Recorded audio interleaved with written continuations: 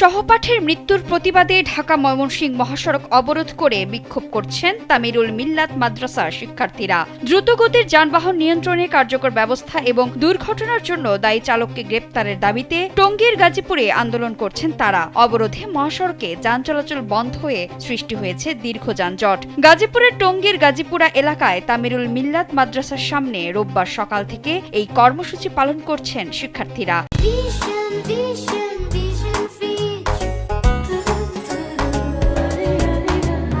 তাদের দাবি, কভার ভ্যানের ধাক্কায় নবম শ্রেণীর শিক্ষার্থী ইয়াসিন আলীর মৃত্যুর পরও ওই এলাকায় সড়ক নিরাপত্তা নিশ্চিত করতে কার্যকর কোনো উদ্যোগ নেওয়া হয়নি।